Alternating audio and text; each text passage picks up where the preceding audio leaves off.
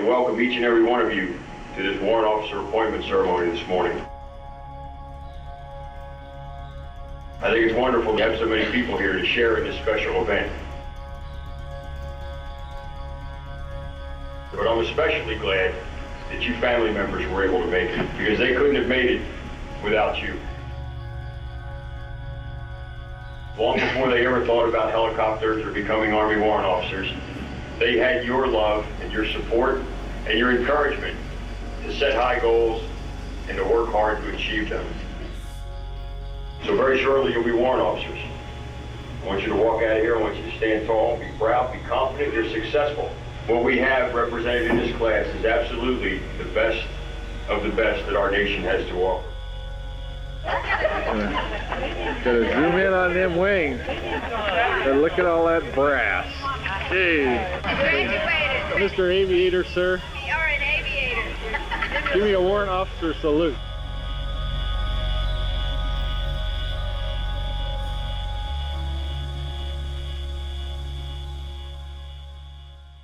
Dad, I can't believe this day is finally here. Thinking back to one of my earliest memories of you, it's such a full circle moment. It's the day you married Mom. I remember you taking that proud walk out of the church with your bride, and I was just completely grossed out by the sweat dripping from your hands. I didn't know it then, but that day would be one of the best things that ever happened to me.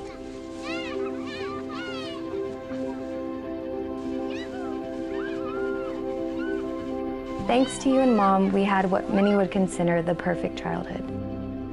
The one thing that was lacking was your full-time presence. 3 Zulu, wind at 2503, temperature 23, 2.7, altimeter 3002, visual approach runway 21 in use. Dear Alyssa, how you doing, kiddo? I'm sitting here tonight, the night before our first mission into Iraq, thinking about you. It hurts so bad to have to say goodbye, and it hurts to see you so upset. I've always loved you, but I know I have not been good at showing it. I will do better. I cherished every letter you sent me on that yellow manila paper. There just seems to be so much more emotion behind a letter. On May 31st, 2008, I got a call from Mom. She told me you were in a crash in Iraq and hurt. At the time, she didn't tell me how bad it was because they just didn't know. I would like to welcome the Linfoot family, distinguished guests, Night Stalker families, and friends to the retirement ceremony for CWO5 Gary Linfoot. Your tactical and technical prowess goes without question, but your true gift is your character, Gary. You have shown nothing but the greatest character and courage through some of the most difficult times that anyone could go through. I remained hopeful over the next several months that a miracle would happen and you would wake up and feel your legs. That day never came, but I never wanted to accept it. We made that look way too easy. I believe when something bad happens, choices happen immediately. You have to make choices, and you don't always make the right one. But you have to keep correcting so that you can move forward. Yeah, any day you get to go fly is a good day, right? All right, you want to take off? I'll work the pedals. Okay. I think a lot of these young folks coming back with serious injuries, they can't see the forest for the trees. They don't know what tomorrow holds. They don't see light at the end of the tunnel. And I think interacting with somebody like a Gary Linfoot lets them see that he was in an aircraft accident. He is paralyzed now. He is in a wheelchair, and he's gone on with his life.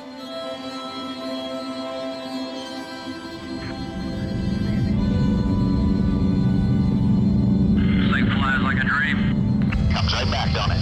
Yep. So they started interviewing me, and they got the camera rolling. They said, here, we want you to read something. Alyssa wrote you this letter. I can't get through the first sentence without getting all choked up. Oh, yeah. So we ended up doing about 4 or 5 takes on that. I'm like, oh my God, that was For me, flying was always a childhood dream, and when I got in that aircraft, it was so small that I felt like when I climbed in the cockpit, I was literally strapping on the aircraft, and it was becoming an extension of my own body.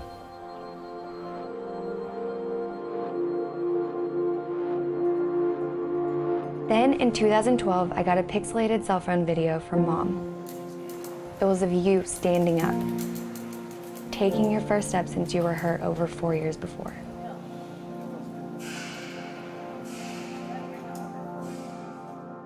They told me, Gary, you're paralyzed, you will never walk again.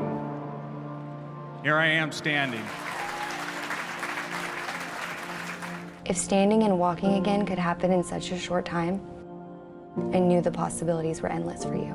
Skyball through the Infinite Hero Foundation, the folks at Exoskeleton, that the Air Power Foundation is making our dream come true to purchase for you, Gary, the exoskeleton device, and that's what we've done, so congratulations. I know you told me your daughter might be close to getting engaged. I hope to see you walking her down the aisle in your device, and it's our pleasure and honor to give this to you. By having Gary and Mary live with this thing 24 hours a day, having him make over 250,000 steps in it, and the feedback that the two of them gave, we've already made the next generation of the exoskeleton. And the thought with Infinite Hero is we can help expedite this technology. Joining us now, one of our veterans. He is Army Chief Warrant Officer Gary Linfoot, wearing now an exosuit, which allows him to walk again. Gary, what you do now is going to benefit veterans in the future. There must be a certain amount of pride with that. After I corresponded with Gary Linfoot, I really learned what it had done for him, and he is just a great candidate because he uses it to do good things in the world. I'm very proud and humbled to be one of 3 recipients for us to have it home and use it, and hopefully give valuable feedback to the folks at Ekso Bionics for development of future devices.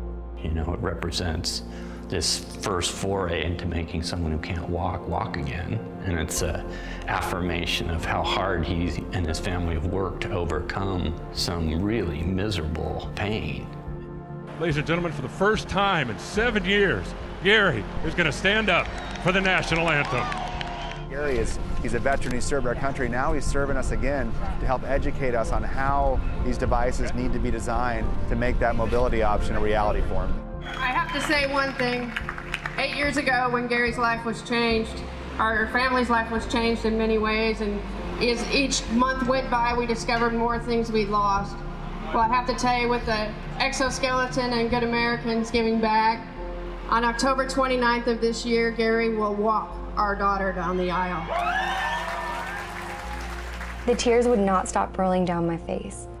I was so emotional because I was so proud. And then it hit me. Now my dad still can walk me down the aisle one day. Then immediately thinking, oh no, never mind. He can't steal the spotlight from my dress. That's a rebellious action against what transpired. And so you can think of it as this really beautiful journey that didn't start at the wedding. You know, it started with a horrible helicopter crash, and the distance between the two is vast.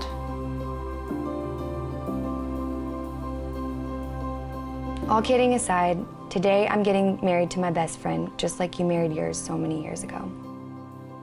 The Linfoots have had to face this challenge of Gary's injury, but out of it has sprung this role that they now play, inspiring the work that needs to be done in the veterans space.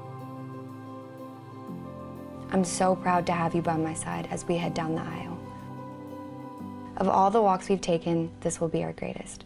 I love you.